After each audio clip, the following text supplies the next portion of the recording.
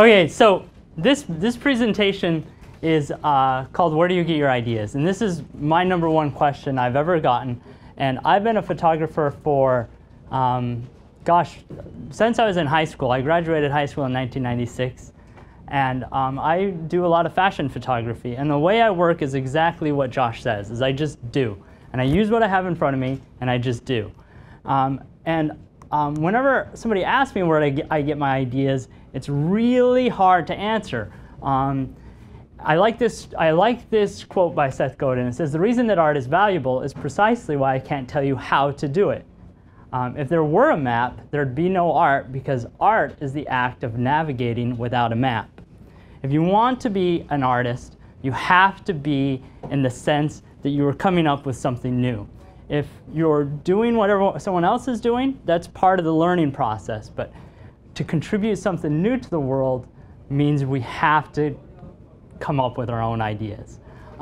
So how do I do that?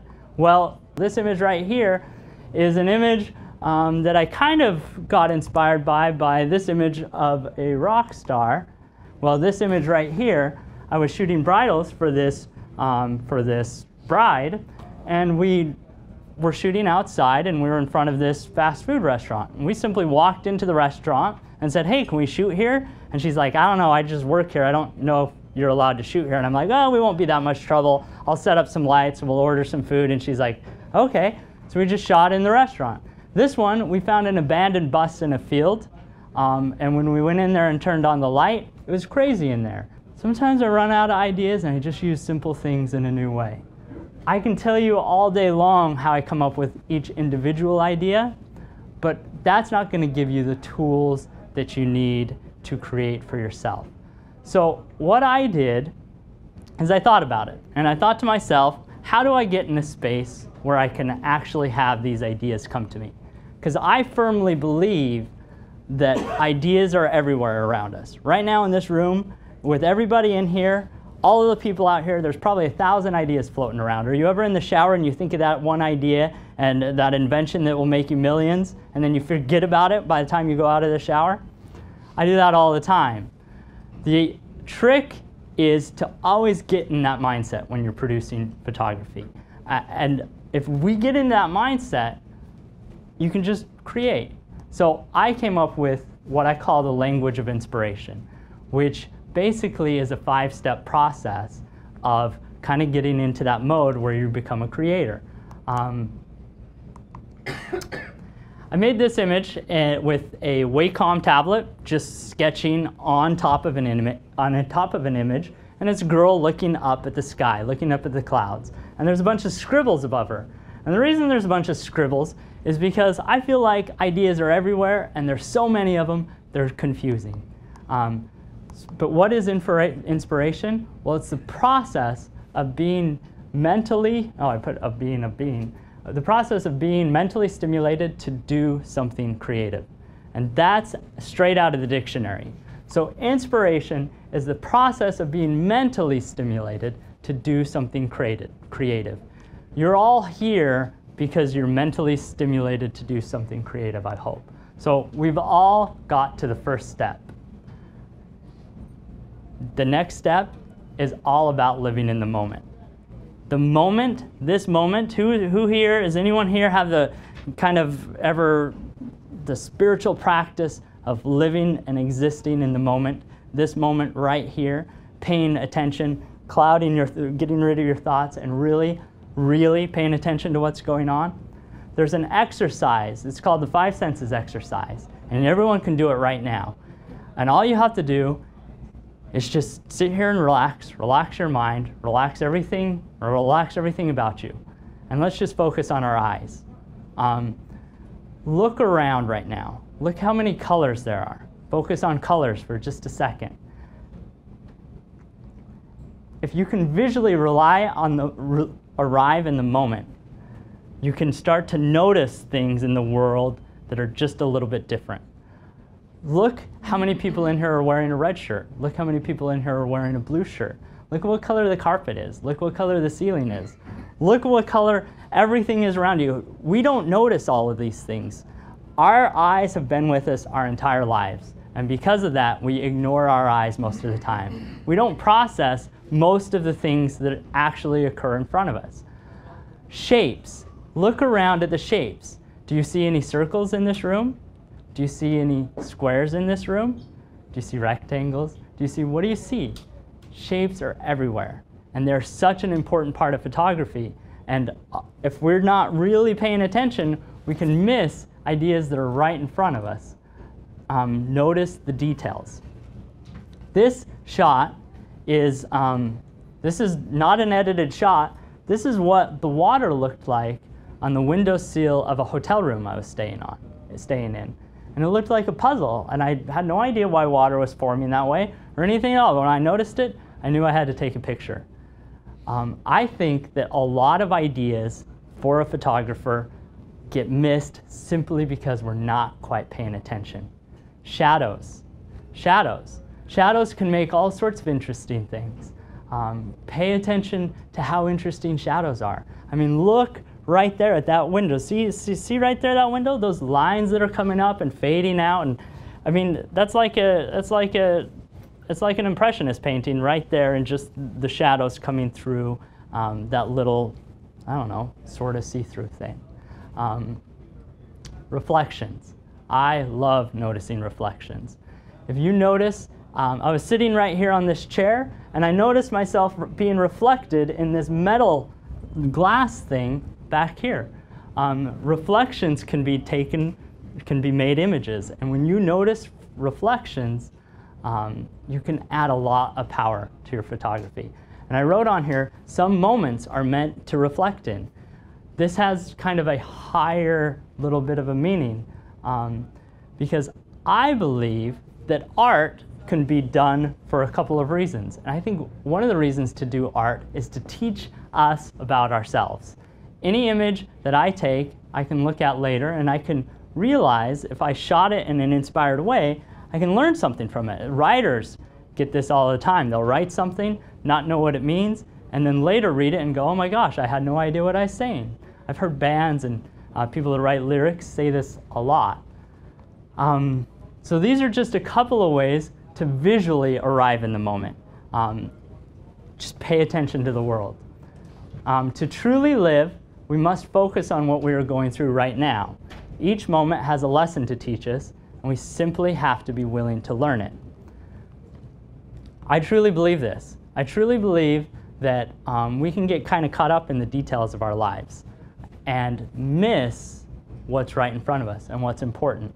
So I think that if we focus kind of on the moment, we can always notice somebody that needs a little help. We can CSI enhance this just a little bit and realize there's a team of people working on something. Well, what are they working on? Well, they're all trying to pull somebody up on a rope. These guys are falling all over the place.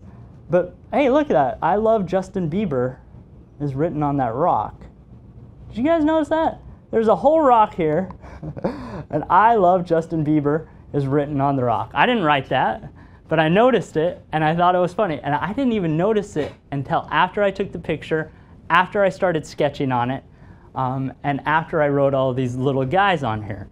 There's so many things happening everywhere in the world, and we just have to pay attention to them. In today's world, the moments are designed to overwhelm us. It takes, in order to create, it takes ignoring the distractions and focusing on the moment at hand. And when I'm shooting portrait photography, this becomes hugely important. When I can focus directly on who I'm shooting, I get expressions like this one that just feel so zoned in. As a photographer, if I'm able to really be there with who I'm shooting and to really focus on them, they can focus on me back. And it makes a huge difference. So being in the moment is important for not only our art, but also our lives. Because this moment truly is the only moment we'll ever have. If we let them pass by, that's when we kind of live in regret. And if we live in regret, then we're kind of living in the past. If we're scared of what's coming up next, then we're kind of living in the future. We don't need to do those things as people. We can be right here, right now, because there's always something here for us right now. So we need to stop listening to the world's jibber jabber, and we need to start listening to your inspired self. There's something that occurs when that happens, I believe, when we start listening to our inspired selves, is we start finding our own unique voice. We start listening to what we really were put here to hear. This shot I shot in my backyard, and I shot this on manual focus, all manual settings, and you see there's a very shallow depth of field, and you see that our dogs bite a bubble very fast. I think that if you kind of get in the moment, you can almost feel the shoot. You don't perform the shoot, you feel it. It's kind of like, is anybody a Star Wars fan here? Nobody's a Star Wars fan?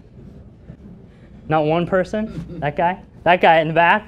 Okay, I'm just going to talk to you from now on. Well, I don't even know if I'm going to share the story of Luke Skywalker blowing up the Death Star if you guys aren't going to appreciate it. But this sort of thing is real. If you can really focus, you can start capturing things like this. I came to a point where I was shooting in this reflection pool, and I noticed a duck land right next to me. And I thought to myself, there's no way that duck's going to let me walk right up to it. I shot this with a 50mm lens, so you can tell how close I was. I just scooted over to the duck, and I got focused, and I got my exposures right. And then I brought my camera up to shoot it, and right then, the duck just took off, allowing me to make this perfect picture of the duck taking off. And as usual, I like to sketch on some photos. So you'll notice here that in any given situation, there's all sorts of things to do. There's some people, laying on a beach right here that I drew, and some people out there casually surfing. Living in this life, it's really kind of tempting to always do the easy thing. But there are some people out there that are doing the hard things, like this guy surfing this huge wave. And I believe that moments, in any given moment, there's always time to do anything, everything. We all need to live a life of variety. But having the courage to live your inspired life is a tough one. Have you ever listened to your thoughts and realized they're not the thoughts you're choosing to have? Have you guys ever done that? I do that all the time. Thoughts kind of will just talk to you, right? Well, unfocused thoughts, they distract us from our true purpose. Unfocused thoughts distract us from our true purpose. And the purpose is the next step in this language of inspiration. Purpose. Okay, who's an Alice in Wonderland fan? Okay, good. One day, Alice came to a fork in the road and saw a Cheshire cat in a tree. "Which road do I take?" she asked. "Where do you want to go?" was his response. "I don't know," Alice answered. Then said the cat, "It doesn't matter." And that's Lewis Carroll from the Alice in Wonderland. And it truly is true. If you don't know where you're going, it doesn't matter where you go. Sometimes that's okay. Sometimes you just need to wander. And in Alice in Wonderland, she just wandered and she found what she needed to find. But we can focus our thoughts. If you find your passion, you can find your purpose in life. And I believe that. And if you find your passion in your art, then you can find your purpose in your art. How do you find your passion? Well, finding your greatest purpose is a three-step process. First, you have to think of what's your greatest reward. What will feel rewarding and fulfilling, right? Reward can be anything from money, recognition, education, just the satisfaction of creating. It's all personal. Think, what's your greatest reward? And then think to yourself, what's your greatest intuition? What inspires you? What do you feel like doing? Because this is important. Then you figure out what is your greatest excitement. What do you want most? What do you want most? If you can figure out all of these three things and find out exactly where all three of them come together, I think you may find your greatest purpose. But that greatest purpose may change as your unique path guides you to inspired moments. You have to be willing to change who you are or who you think you are. What we've chosen to be is most of the time kind of a combination of who your friends want you to be. If you're young, it's who your parents want you to be. If you have a job, it's what your boss wants you to be. If you're married, sometimes it's what your spouse wants you to be. You have to be willing to change who you think you are. Okay, so your role in life is not your identity. Try a new one on. I think that too many times in life we start doing what we're doing and we spend our whole lives doing it, and we begin to think that that's who we are. Well, what if you were born in a different place, in a different time, in a different century? What if you were born on a different street? What if you were born in a different country or in a different state? Would you be the same person? I don't think many of us would say yes. So if we're here and we become who we are, who says we can't change? Who says we can't be something different? And I think this is very important as a photographer. By the way, you'll notice a lot of these images, all of these images I'm showing you are my images over the course of like the last several years. So you're going to see a lot of difference in style because I like changing up what I do. I like shooting nature, I like shooting fashion, I like shooting buildings, I like shooting people, I like shooting just about everything. This one right here, become a discoverer. What can you do? What can you do different? I say discoverer because look at this image. Look at all the things I had to do. First of all, I posed her knowing what I was going to do later, but she had no idea. Just pretend you're holding something. You pretend you're holding something, and I drew this in later. I say discoverer because I needed to know that I'm going to have to change this in Photoshop. I'm going to have to make something look like it's glowing. I'm going to have to make something look like it's holding something. I'm going to have to do all of these things. That requires a sense of discovery, to just try new things. Become a challenger. I shot this in the Utah State Capitol. I live in Utah, and in the Utah State Capitol, it's open to the public. We're all allowed to go in here, but there's this one particular room. It's called the Gold Room, and you're not allowed to go into it. Nobody really pays attention to the room, and I was there shooting this model, and I couldn't find her. I couldn't find her. I don't know if I was checking my phone, what I was doing. I couldn't find her anywhere. And then I found her sitting in this chair in the Gold Room. She's not allowed in there, but I had to take that picture. At first, my instinct was, get out of the Gold Room, we're going to get in trouble. But instead, I took the picture. Sometimes you just have to be a challenger. Be a tinkerer. This is a combination of a couple of images of mine in Photoshop, and they're a few years old, and I was just bored in front of my machine, and instead of going and browsing the news or browsing Facebook, I decided I'm just going to open up some photos and I'm going to see what I can come up with. And I found out that this one lined up in a very strange, eerie way, and I loved it. Thank you. Become a tinkerer. Be a nurturer. This is my family. This is my wife and my 2 kids. And I don't take a lot of photos while I'm with my family because I like to spend, when you're behind the camera, you're behind the camera. But by being a nurturer, you can find a lot of love in this world. Be a collaborator. I was at an art gallery that was showing my work, and there was a painter whose work was also there, and I loved his paintings. I loved them. And I started talking to him, and I'm like, hey, have you ever painted on somebody? And he's like, no, but I would love to. And I'm like, well, I would love to photograph that. And so he came up with some sketches, and we just got a model. We shaved her head for the photo shoot. Right?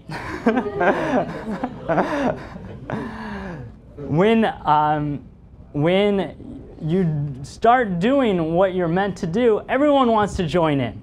Everyone wants to join in, and everyone's willing to participate and to devote whatever they can. So become a collaborator. Be willing to work with others. He asked me when we were setting up the shoot, what do you want me to paint? And I'm like, you're the painter. Paint whatever you think. And he showed me the sketches. He was just really excited, and that was it. Become a collaborator. Be a hunter. What I mean by being a hunter is when you have someone in front of you, it's really easy to take a picture of their face or their whole body. But sometimes there's something else there. There's something else there to be seen. And you kind of have to be a hunter of moments to kind of, what do I have to look for? You have to become a hunter with that camera. And it's one of my favorite things to do. Be a guide. What I mean by that is, I was staying, this is at a hotel in Los Angeles, in Hollywood, and I noticed that the bathroom that I was staying at, the door would open, and in the shower, you could just, if you went outside and stood on a chair, you could see into the window. So I'm like, okay, well, I put somebody in there. I said, you're just gonna stand here, I'm gonna go outside, and you're gonna open the window, and we're gonna do a picture. Guide the moments to whatever you need to happen. Be an inventor. Just because something is meant to be something doesn't mean you can't use it in a different way. We found a cow skeleton, and I asked her if she could wear it as an accessory, and she was fine with that. Become an inventor. You're going to only achieve your highest excitement if you're willing to risk what's comfortable. And I believe this to be true. You have to be willing to risk what's comfortable. You have to be willing to get off of that beach and to go surf that wave. It takes risk. It takes risk, and everything in life takes risk, but the things that are worth doing take the most risk. And you have to push through it. You have to push through it. And you have to do the work. You have to do the work. That's the next part of the language of inspiration, which is just do the work. And let's get into this. There's a secret that real writers know that wannabe writers don't. And the secret is this. It's not the writing part that's hard. What's hard is sitting down to write. That's from The War of Art. If you haven't read this book, go read this book. This is an amazing book. It's by Seth Pressfield. And the same thing goes for shooting. It's not the photography that's hard, it's the doing it over and over and over again. Now, one thing I know from just experience, that the truly inspired moments, they really are preloaded with uncertainty and doubt. The more inspired your idea is, the harder it is going to be to do. If you tell somebody about your idea, they're going to think it's a terrible idea. Why? Well, for one, they didn't think of it, and for two, they've never seen it. So they don't know what you're talking about. You have to push through these things. You have to trust the moment, and you have to get to work, no matter what. So let's talk about work. Here's a shot. I took this shot hiking in the mountains, and I took my camera up with me, and then later I sketched a little something on here, and it's the steps to getting to work. Step one is to visualize the finish line. Know where you want to go. There's the finish line. See that guy standing on the leaf underneath the little finish thing? Okay, but we have to go to the beginning. Here's a group of people, and this is the whole world, and everyone's doing their own thing, and everyone's just, you know, bouncing around. And somebody on the right side says, what's over there? Well, step 2 is to fight through resistance and do the work. If you have something that's over there, if you have an inclination to do something, to go somewhere, you have to go do it. And it's going to be lonely because you're going to have to break away from the pack and you're going to be out on your own. And so when it gets lonely, you keep working.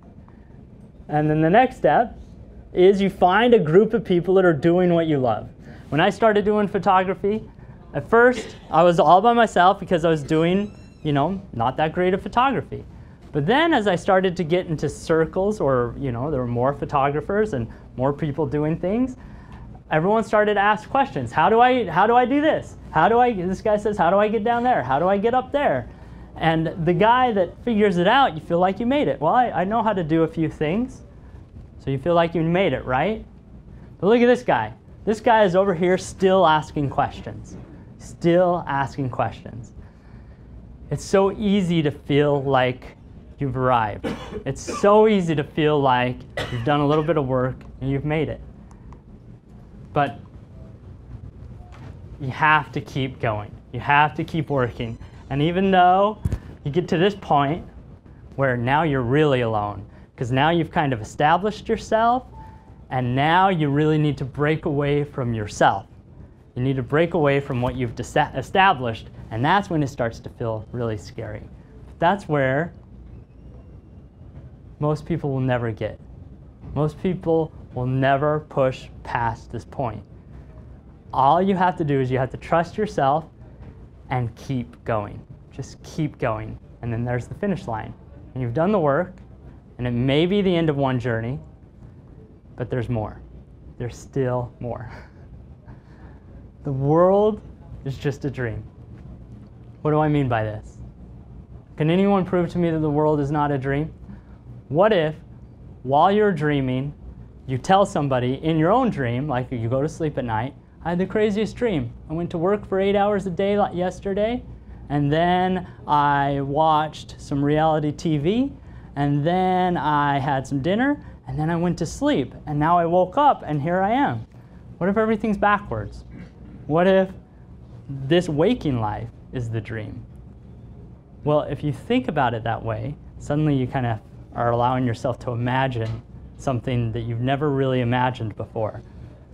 If you imagine something you've never really imagined before, you get blood vessels that go into parts of your brain that haven't had a lot of blood before. You start doing that, and your brain starts working a little bit differently from everybody else. If you want to be a great photographer, you have to do things a little bit differently. Everyone can be a good photographer by doing what everyone else is doing. If you want to be a great photographer, you have to think differently. So what if the world is just a dream? What if you have faith in yourself and your work so much? What is faith, by the way? Faith is nothing more than working for yet unseen results. You do the work now, you don't know why you're doing it, but the results are coming. You believe it. You believe it because this is your dream, right? Your dream. I don't know a lot about dreams, but I do know this. When I work at mine long enough, they become real. This is true in life. Your life can become your dream. We live in a world where existing costs money. And photo equipment costs money too. Why is starving artist a common cliche? Is starving necessary for great art? Well, starving brings suffering, right? And the suffering creates the art. Is this true? Tell this guy it wasn't true. Is anyone familiar with Van Gogh? Suffered his whole life for his art. Nobody appreciated it. Not even his own brother. His own brother was an art, what's the word? I can't remember the word. An art dealer. His own brother was an art dealer. He finished his masterpiece, The Potato Eaters, and he was so excited about this. He showed it to his brother. He was sure the art community was going to receive him with open arms. They absolutely flat out rejected him. Now, if you go to Amsterdam, there's a whole museum called the Van Gogh Museum, and his thing, the potato eaters, has its own wing. Its own wing. He couldn't get accepted while he was alive, but he kept going. He kept going. Starving creates hunger. Hunger drives passion. Passion, undiminished over time, transforms a starving artist into a thriving artist. We're all taught to trade time for money and call it work, right? Well, shooting what someone else wants is work. Shooting what you want is art. Which one makes you a photographer? Which one makes you a photographer? Both, right? I think that there is a little bit of another way. And the trouble with a new idea or a new photo style is they both take time to find an audience. A starving artist may be tempted to give up. A stubborn artist may be tempted to never adapt. A desperate artist may be tempted to copy so-and-so. But an inspired artist will see the path in front of them. And a thriving artist, well, they're going to walk that path for long enough. So which one do you want to choose to be? Which one do we choose to be? You have to have faith in yourself for unseen results. Don't have faith in anyone else. Don't have faith in anyone else. Have faith in yourself and keep pushing and keep working and trust what you see. C. This is the next step. By the way, this is the fourth to last step. So we're making progress. C. What do I mean by C? Well, I talked a little bit about it when I talked about the moment, which was to visually arrive in the moment. But let's get into C a little more. We are all unique with a unique view of the world. Challenge yourself to see differently. Challenge yourself to see differently. This is a photo that that I did just recently, not that recently, but late last year. And I just decided, you know what, I'm going to do something crazy. I'm just going to do something that I just haven't done before. And I think it's important to do this. I think it's important to just challenge yourself to see differently all of the time. Working with models is extraordinarily difficult because now you got to tell somebody else what to do, and half time you don't know yourself what you want them to do. But focusing on them, showing them that I'm ready, and doing a little bit of a hand motion, and they get it. They get it. Just getting in the moment and just really focusing in on the models, you can get some amazing, amazing things. Okay, I want to talk something else about seeing, because your eyes are like a digital camera set to auto everything. You have your aperture is your iris, it's just automatic, right? Just always automatic. You never know how bright a room is because your aperture in your eyeballs is always fixing itself. Color balance? Are you kidding me? Your eyes are always adjusting for color balance. What color is a lemon? Well, it depends what kind of light the lemon is under, right? You have to manualize your eyes. You have to see the world like your camera sees it and really kind of get into that mindset. You have to see light in 3 dimensions. What I mean by that is I went into this room and I see some light from one window being filtered on the ground. And when you try to catch perfect light like this, who's been shooting in a tree, by the way, or in the shade of a tree, and trying to find where the light is so that you can hit on the face? Has anyone ever been in this situation? Here's a little trick. Here's a little trick. When trying to catch the perfect light filtered through anything, look at the shadow. The shadow, if their head is making a shadow, you know their face is in light. see light in 3 dimensions. Whenever I am trying to find somebody to get the right light and filtered light, I look at the shadows their head's making and make sure that they're making a shadow wherever I want it to be lit. It's a little trick. Look at the shadow, pose them accordingly. See foreground and backgrounds. Always notice where you can add a foreground and a background to your images. Sometimes you can take a photo that just your eyes won't see. Your eyes see none of this in real life. Like, can you imagine being able to see a bubble, but not as a bubble, but all the reflections that were on the bubble? That would be pretty difficult to see, but your camera can see it. What about this? Bokeh? Bokeh is the way your lens renders out of focus light, but you're never going to see that because your lens in your head doesn't see light that way. So we always have to kind of remember to manualize our eyes. What about macro vision? What do I mean by macro vision? Notice tiny details. As kids, you're taught to label everything. But what if you see everything not as a label, but as an idea? Clothes don't come with instructions. You can use anything and everything in a new way. Look, light is your friend. The first step to learning light is to see it. One of the things I did as I was learning photography, and I still do, is I look at how things are lit. If you look at this first image, you guys, if you've trained yourselves to do this, you can see this is a 2-light setup. 1 on each side, very simple. You see the image in the middle? Well, that's more of a 3-light setup, right? 2 lights from behind, 1 light in the front. And then the one on the right, this is one of the hardest things I've ever had to light because we were in a cramped, that bus, by the way, is literally the wall of, we found an abandoned place. And that bus was the wall, one of the walls. And so we packed some lights in there.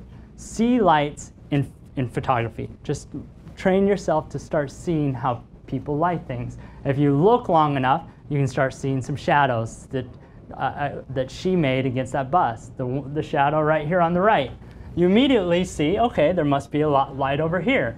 Well, if that light is over here, then that's probably not also lighting the back. So you can start to see, okay, well, there's probably another light over here hitting the other side.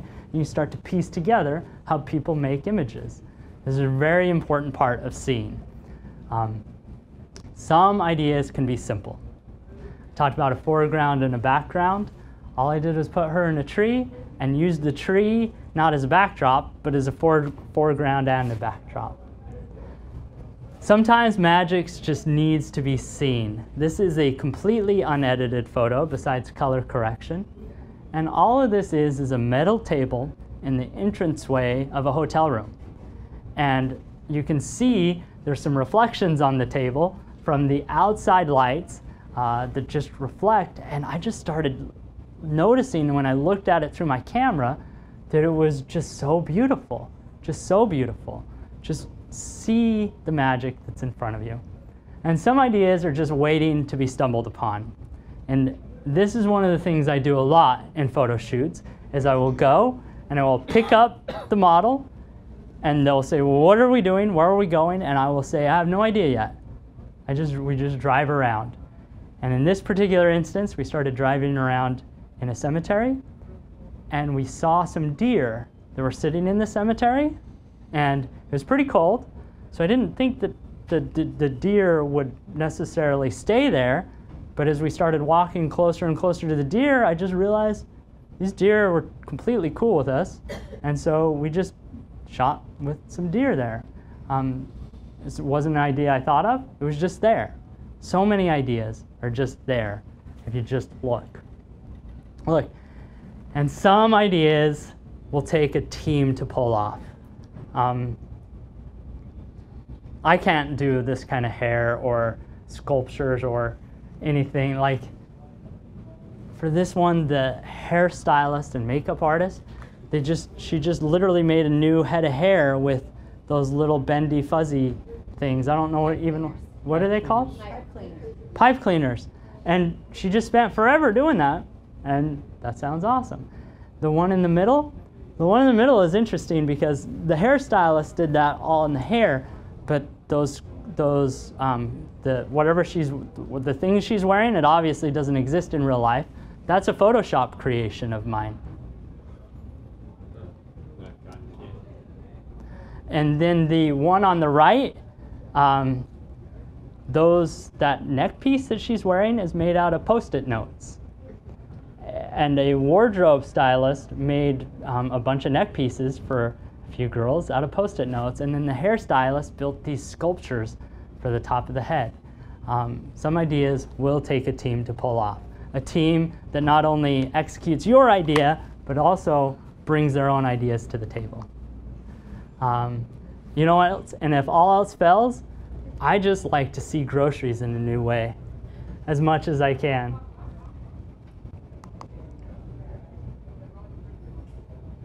Well, this takes us to the final step to the language of inspiration, which is the sharing. Inspiration never exists just for you. Inspiration is for everybody. You have to share the inspiration you receive if you want to get more. And that's just the way it works. You have to share your work, you have to put it up online, you have to show it to people, put it in galleries, do whatever you want. Share your work. You have to share the credit. You have to share the credit. Nobody does anything on their own. And I don't care who you are, you've had help. Share the credit. Share the experience. What I mean by that is bring that experience to the world. Show people what it has done for you and share the inspiration. Real moments hate cameras and they resist egos. So you have to make each invisible. Real moments hate cameras and they resist egos. There's something that happens whenever you point a camera at somebody. And what is that? Well, they turn into a person that's scared of the camera. If there's a sense about it, is if you're trying to capture something real, it will flee if you're trying to do it for the wrong reasons. It's just going to make it all the more difficult. You have to make your ego invisible, and you have to make the fact that you're holding the camera kind of invisible. And the real star of the show is the inspired moment.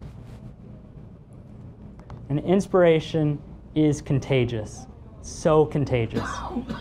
Expose the world to your inspiration. Sharing your work in the internet age is free and easy. At no time in history has been so easy to share your work. Van Gogh tried to get his brothers okay to share this work with the art world. He couldn't do it. What do you have to do? Well, all you have to do is create your own blog, which is free, upload to social media, which is free, or submit to online galleries like 500px or all of those things, all free.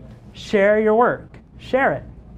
Side effects of sharing your work may include get new fans, get new clients, get new collaborators, get new sponsors maybe. And you push yourself to do better and better. That's the main thing, is once you put it out there, you're done. You showed it. Now you have to do something else, right? You have to outdo what you did last. You have to share your work. These are the side effects that it may include. Here's the side effects it will absolutely include. Mistakes and missteps, slow progress, criticism from strangers, creative ruts, and an extreme desire to quit.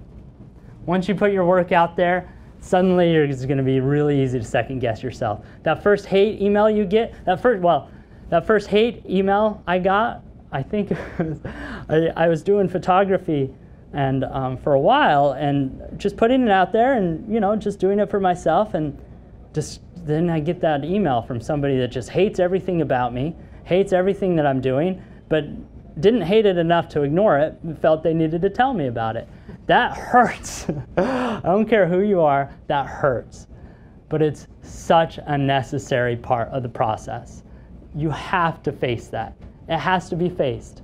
It has to be faced. So just because sharing your work is free and easy doesn't mean it's always going to be easy. You're going to run into hard things.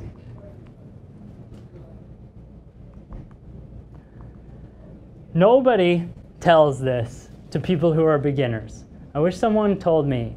All of us who do creative work, we get into it because we have good taste, but there is this gap. For the first couple of years, you make stuff, it's just not that good. It's trying to be good, but it's not. But your taste, it has potential, but your taste, the thing that got you into the game is still killer, and your taste is why your work disappoints you.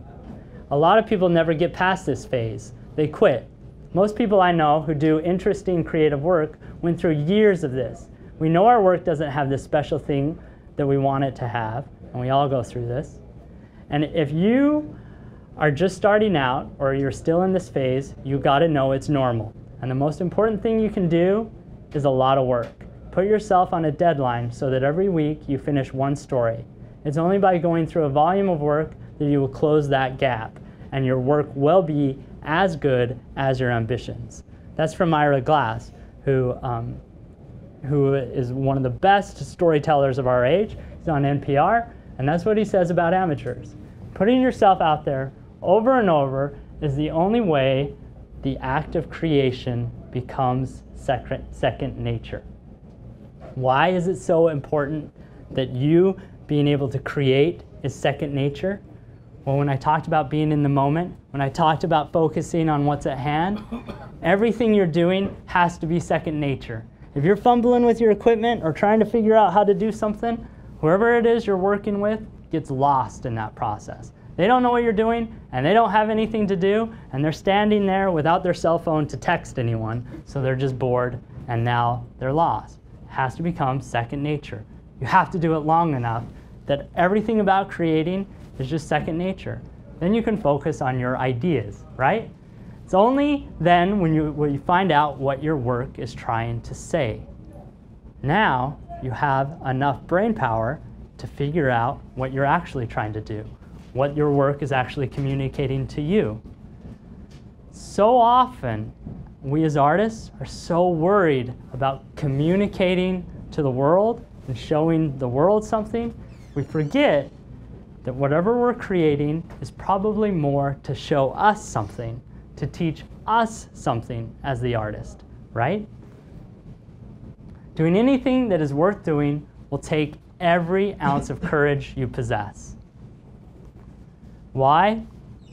Well, most of us have two lives, the life we live and the unlived life within us. Between the two stands resistance. And this is from that book I told everyone to read earlier, The War of Art. Resistance is what keeps you from living your inspired life. It's what it was designed to do. It's what it was designed to do. So, we have these 5 steps to the language of inspiration. Live in the moment, know your purpose, work towards that purpose, see the world in a new way, and share. This is a cycle. Once you do all of those things, you have to start over. You have to go back and do it all again, all over again. Be in the moment, have a purpose, work, see, share. Be in the moment, have a purpose, work, see, share. The more you do that, the more your work becomes second nature. When I had done photography long enough, I realized that the act of shooting and the act of putting my photography out there to the world, I got a little dissatisfied with just that process. I wanted to share more. And that's when I came up with this idea called Shoot for Love. Shoot for Love is a workshop that I created online at shootforlove.com, and that's our logo. And what is Shoot for Love? It's this idea that if you shoot for love in what you're doing, whatever you need is going to find its way to you eventually. So what I like to do when I share is that not only do I share my work, but I share everything I can about my work. I ask questions, I answer questions, I learn, I share, I ask, I answer. Photoshop.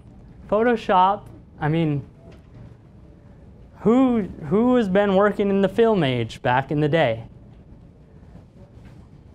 Ansel Adams said this about, he said that the negative was like the score and the print was the performance. Well, your digital image is like the score, and your Photoshop, whatever you do in your digital darkroom, is the performance. Learn the tools to create the vision you want to create. Composing tips. You talked about being off-center. I love being off-center. We hear a lot about the rule of thirds. I talk a little bit on my blog about how I think the rule of thirds is a lazy ripoff of the Fibonacci spiral. Today is Fibonacci Day. Today is Fibonacci Day. Does anyone know what Fibonacci sequence is, by the way? I'll explain it real quick for those that don't. Basically, Fibonacci was a guy, a mathematician, and he came up with this series of numbers. 1, 1, 2, 3, 5, 8, 13. Any mathematicians want to say what the pattern is there? What is that? You add the two numbers together to get the next one. Add the two numbers together to get the next one. So look at this. These two boxes become that box. These three boxes all added together become, so this is the golden spiral. And the golden spiral is part of nature everywhere you look. Learning these types of compositional guidelines can increase the power of your photos so much, even simple photos. Simple photos like this. I put this little Fibonacci spiral over this simple photo just to show how much you can do. Finding your style, your own unique style. This is one of my classes, by the way. It's an hour-long class, and it's all about how to find your own unique style. Because I believe that everyone has their own unique style, and it's waiting to find you. I don't think you have to find it. I think you have to wait for it to find you. Lighting tools 101. There are so many tools to lighting. I started doing when B&H, a vehicle from B&H here contacted me through my blog a couple of years ago and said, hey, I noticed, you're doing things on your blog. Do you want to do reviews on products for us? And I said, yeah, that'd be great. He says, well, let me know what you want to review and we'll get it set up. And I immediately went on there and I realized, oh my gosh, how does anyone get started in figuring out what they even need? So I created a class that basically takes lighting away from the equipment and talks all about the principles of lighting. And I called it Lighting Tools 101, meaning you have to use your eyes and you have to use what's in front of you to learn how to light first before you get into the equipment. Basically, that's my philosophy in photography, that if you do what you can with what's in front of you, share it, learn from it, ask questions, you're going to find everything you need, from collaborators to sponsors to ideas to opportunities. And photography has always been a hobby for me. I do other things for a living, or I have done other things for a living.